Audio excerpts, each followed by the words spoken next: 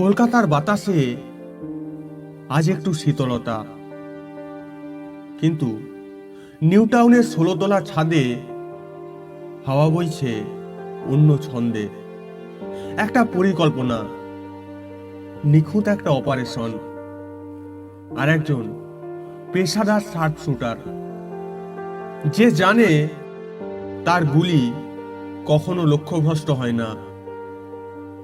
একটি রাজনৈতিক শোভা, হাজারো মানুষের কোলাহল, আর তার মধ্যে লুকিয়ে থাকা এক নিখুঁত ঘাতকের অপেক্ষা।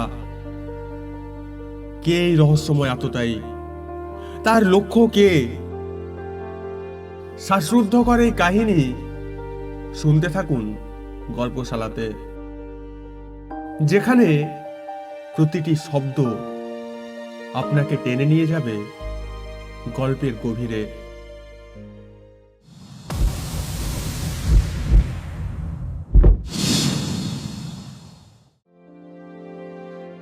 কলকাতার টেম্পারেচার যদি আজ 10 হয়, তবে এই নিউ টাউনে নির্মীয়মান হায়রা ব্রিজের 16 তলার ছাদে নির্ঘাত 3 ডিগ্রি কম। একটা বিশেষ সম্প্রদায়ের অনুষ্ঠান থাকার জন্য কয়েকদিন এখানকার সব নির্মাণস্থলই জনশূন্য থাকবে তা জানাই ছিল। কেয়ারটেকারকে গতকাল রাতেই চুল্লুর থেকে মদ খাইয়ে আউট করে দেওয়া হয়েছে। লোকটা তার পকেট থেকে ডিজিটাল এনিমোমিটার বের করে দেখল হাওয়া বইছে ঘন্টায় 18 কিলোমিটার বেগে। উত্তর পশ্চিম থেকে নর্থ এক্সিসের সাথে 35 ডিগ্রি কোণ করে। দ্রুত ক্রাচটা খুলে ভিতর থেকে .38 লাপুয়া ম্যাগনাম স্নাইপার রাইফেলের টুকরোগুলো বের করে অভ্যস্ত হাতে ও এসেম্বল করে নিল। ক্রাচটা বদলে গেল বাইপডে। তার উপরে রাইফেলটা বসিয়ে টার্গেট সেট করে নিল। অনেক হিসেব আছে। দূরত্ব ঠিক 1600 মিটার। লেজার সাইট তাকে জানালো এটা তার কাছে জলভাত। রাইফেলের সাথে 8x SCOG স্কোপ ফিট করা আছে সঠিক টার্গেটের জন্য।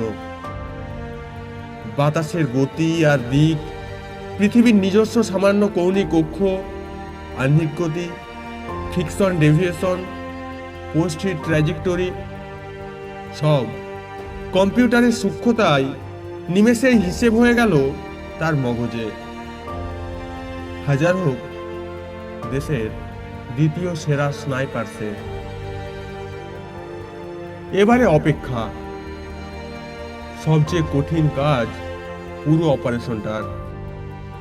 শরীরের একটাও পেশি না নড়িয়ে সাইটে চোখ রেখে বসে থাকতে হবে। কতক্ষণ তা জানা নেই। রাজনৈতিক নেতারা তাদের সভায় কখনো সময় আসেন না, এটা সে জানে। অবিচল ধৈর্য নিয়ে সে বসে রইল মাইক্রোফোনের মাথাটায় লক্ষ্য স্থির করে। 4 ঘন্টা কেটে গেল।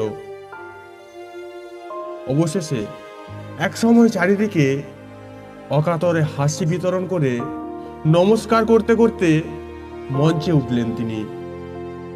পরনে ট্রেডমার্ক সাদামাটা পোশাক। পূর্বসূরির মতো শো অফ করতে তিনি ভালোবাসেন না। ভাবভঙ্গি অত্যন্ত স্বাভাবিক এবং কনফিডেন্ট। কে বলবে?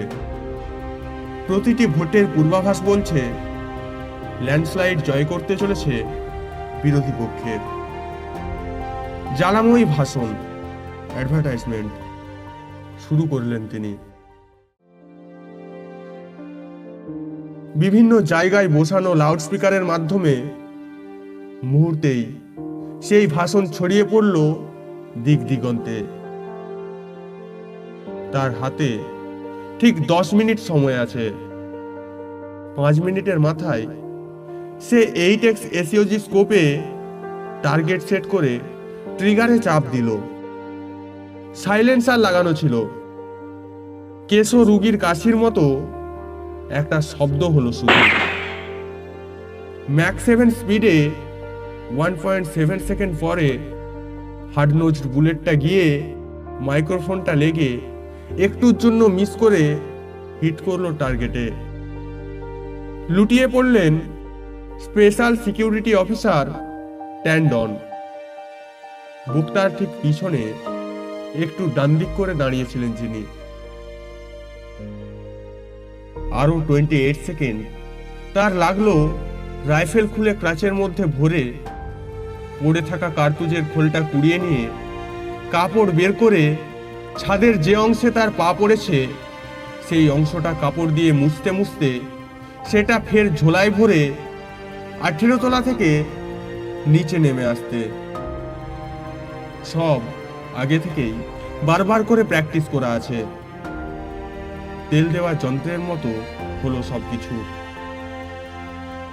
ক্রাচ বগলে খুঁড়িয়ে খুঁড়িয়ে হেঁটে সে যখন নারকেল বাগান মোড়ে পৌঁছলো তখন তার ফোনে মেসেজ ঢুকলো। তৃপ্তির হাসি ফুটে উঠল তার মুখে। প্রতিশ্রুতি অনুযায়ী 5 কোটি টাকার সমমূল্যের ডলার ঢুকেছে তার কেম্যান আইল্যান্ডের অ্যাকাউন্টে। সিমটা খুলে মুখে দিয়ে চিবিয়ে গুঁড়ো করে থু করে ফেলে দিয়ে আর সেকেন্ড হ্যান্ড নোকিয়া অ্যানালগ ফোনটা নর্দমার জালি গলিয়ে নিচে ঢুকিয়ে দিয়ে নির্বিকার হাঁটতে হাঁটতে চলে গেল সে। চারিদিক থেকে সাইরেন বাজিয়ে পুলিশের গাড়ি তখন ছুটছে সভাস্থলের দিকে। Well, he was paid to miss this time. কিন্তু তার নিজস্ব একটা নিয়ম আছে। তার রাইফেল থেকে বুলেট বেরোলে একটা টার্গেট হিট হবেই। তাছাড়া ট্যান্ডন পুলিশে চাকরি করলেও দেশের সেরা শার্প শুটার। ফ্রিল্যান্সিং সেও করে থাকে। ব্যবসায় প্রতিদ্বন্দ্বীকে উৎখাত করতে কে না পছন্দ করে। আবছা একটা হাসি ফুটে ওঠে তার মুখে। এটাই ছিল আজকের গল্পশালার রুদ্ধশ্বাস অধ্যায়। একটি পরিকল্পিত অপারেশন, নিখুঁত এক শার্প শুটার আর এক অপ্রত্যাশিত মোড়। কিন্তু সত্যিই কি সব পরিকল্পনা মতোই হলো, নাকি এই গল্পের আসল রহস্য এখনো উন্মোচিত হয়নি?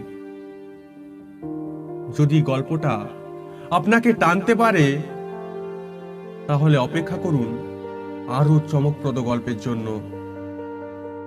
গল্পশালাতে প্রতিটি শব্দ, প্রতিটি মুহূর্ত আপনাকে ডুবিয়ে রাখবে এক নতুন দুনিয়ায়।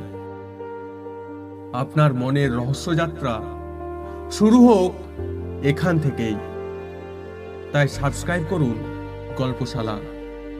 ভিডিওটিতে একটি লাইক দিন, সুন্দর একটি কমেন্ট করুন, আর গল্পের জগতে হারিয়ে যান আমাদের সঙ্গেই।